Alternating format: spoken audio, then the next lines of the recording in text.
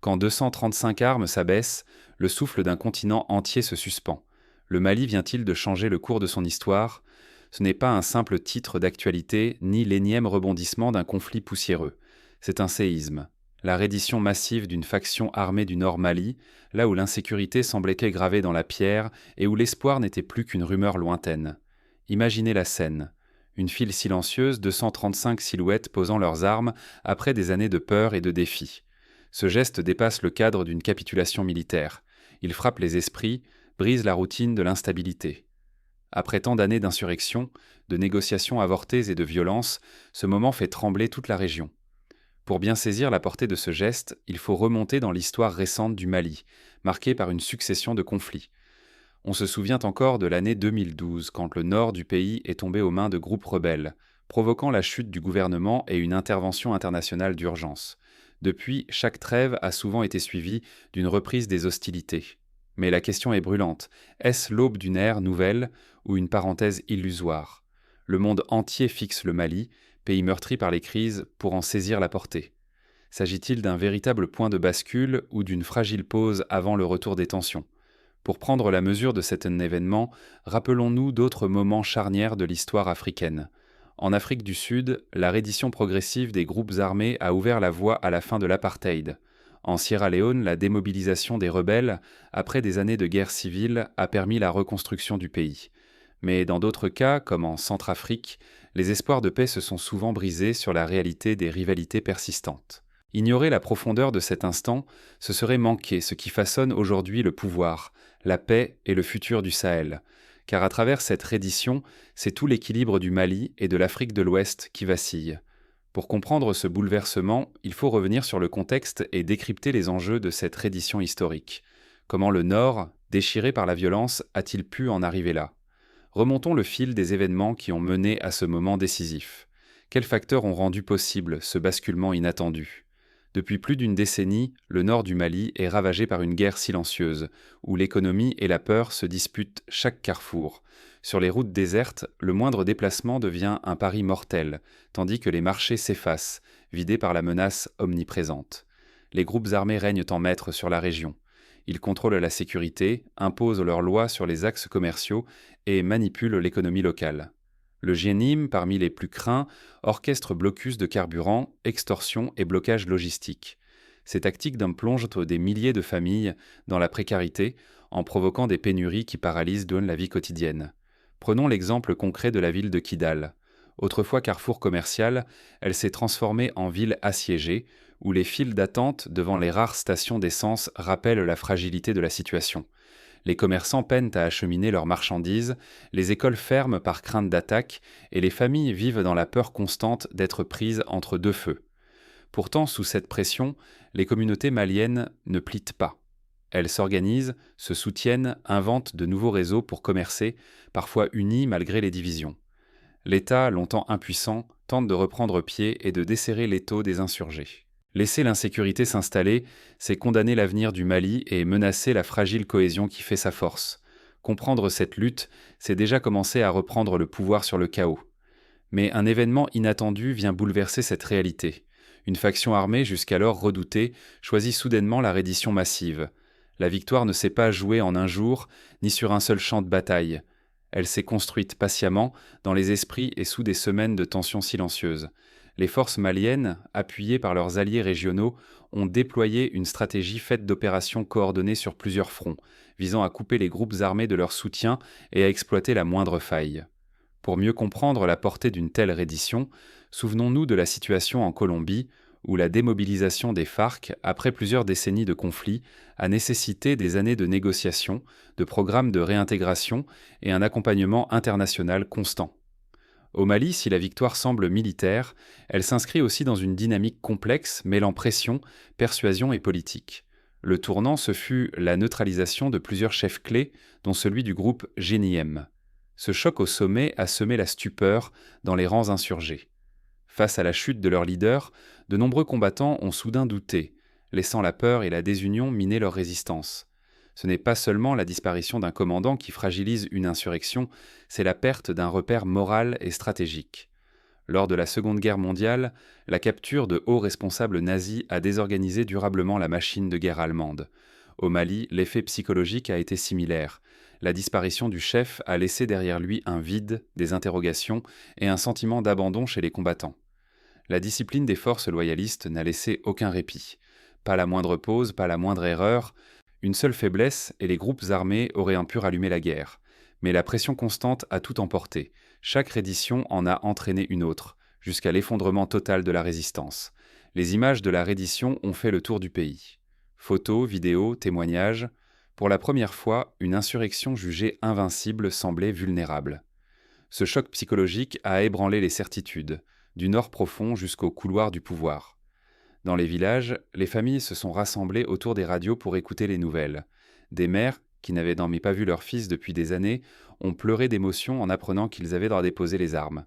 Les responsables locaux, souvent pris entre deux feux, ont vu dans cette reddition une ouverture pour renouer le dialogue et relancer la vie économique. La leçon est claire.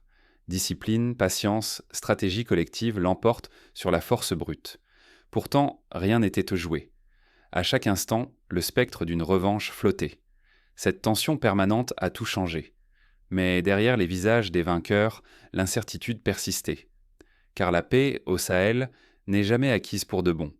Après la victoire, un autre combat commence. Transformer la reddition en une paix réelle et durable.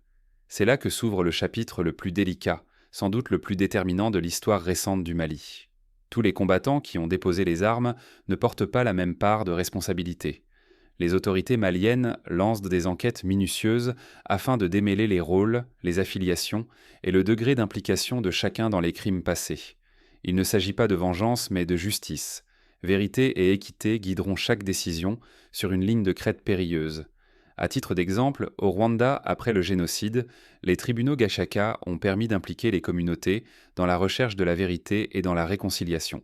Au Mali, le défi consiste à éviter l'impunité tout en donnant une chance à la réintégration, pour que l'histoire ne se répète pas. Certains anciens insurgés, selon leur histoire et leur volonté, pourraient être réintégrés ou aidés en livrant des renseignements décisifs. Mais réintégrer ne signifie pas oublier, il faut bâtir des ponts sans sacrifier la sécurité nationale. Cette démarche requiert finesse, vigilance et la capacité de distinguer sincérité et duplicité, car la moindre erreur pourrait rouvrir les plaies. Le Mali réaffirme aujourd'hui sa souveraineté, déterminé à reconstruire selon ses propres choix. Les décisions de justice, la réorganisation des territoires, la réintégration, tout se décidera à Bamako, loin des pressions extérieures. C'est la voie retrouvée d'un pays qui façonne son destin. Mais comment la société civile s'implique-t-elle dans cette nouvelle phase ? Dans les quartiers de Bamako, des comités citoyens organisent donc des débats, recueillant la parole des victimes et proposent des pistes pour une réconciliation durable. Les ONG locales mettent en place des ateliers pour former d'anciens combattants à de nouveaux métiers, tandis que les écoles rouvrent progressivement dans les zones pacifiées. La victoire a ravivé l'espoir et la confiance. Pourtant, sous cette euphorie, persiste la menace, celle de voir renaître d'anciens réseaux, ou de nouvelles fractures surgir si la gestion de l'après-conflit échoue. La vigilance reste impérative, car chaque faux pas pourrait briser la paix fragile qui s'installe. Échouer à maîtriser cette phase décisive, ce serait ouvrir la porte à de nouveaux groupes, à la discorde et à l'instabilité. Le Mali joue bien plus que sa sécurité immédiate, il défend l'avenir de toute une génération. La reconstruction ne dépend pas seulement de la justice ou de la sécurité. Le vrai test sera de rallumer la confiance dans les cœurs et de recoudre le tissu social meurtri. Pour cela, il faut des gestes concrets. Relancer l'agriculture grâce à des coopératives, soutenir l'éducation dans les régions touchées, encourager les entrepreneurs à investir dans des zones longtemps abandonnées. Dans le passé, au Libéria, la reconstruction s'est appuyée sur des programmes de réconciliation communautaire. Au Mali, des initiatives similaires voient le jour, comme la création de radios locales pour favoriser le dialogue et la compréhension entre communautés. Que révèle vraiment ce moment malien sur la force, la résilience et la stratégie d'un peuple ? Ce n'est pas qu'une victoire militaire, c'est une leçon en direct pour le Mali, ses voisins et le monde entier. Première leçon, l'unité nationale, la discipline et la stratégie valent bien mieux qu'une escalade aveugle de la violence. Les Maliens ont résisté ensemble, refusant la division et la panique. Ce n'est pas la force brute qui a changé le destin du pays, mais la patience, la cohésion et la confiance dans un projet commun. Prenons un exemple historique. Pendant la Seconde Guerre mondiale, la France libre n'a pu résister à l'occupation allemande que grâce à l'unité et à la discipline du peuple et de la résistance. Au Mali, c'est cette même détermination collective qui a permis de faire plier l'adversité. Deuxième enseignement, seule une action coordonnée, impliquant l'État, la société civile et l'armée, permet de surmonter une crise aussi profonde. La mobilisation de tous, du citoyen à la haute hiérarchie, a rendu possible ce dénouement inattendu. Voilà ce qui peut inspirer d'autres pays. La sécurité durable naît de l'effort collectif, jamais d'initiatives isolées. Pour illustrer ce point, l'exemple du Ghana, qui a su transformer des années d'instabilité en réussite démocratique grâce à un dialogue constant entre les institutions et la société civile, montre que la paix se construit à plusieurs mains et sur la durée. Troisième point essentiel, la vigilance citoyenne reste cruciale pour préserver les acquis. La victoire d'aujourd'hui peut s'effriter demain si chacun baisse sa garde.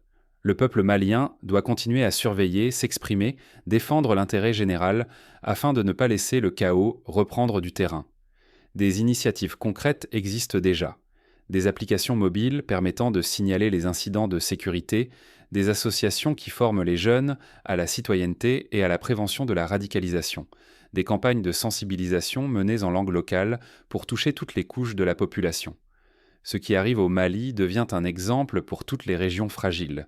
Ce n'est pas un épisode isolé, mais la preuve qu'un peuple, même acculé, peut reprendre son destin en main. Mais gare à ceux qui oublient tisser le son, au Mali ou ailleurs, l'oubli ouvre la porte à l'instabilité, la peur et la perte de souveraineté.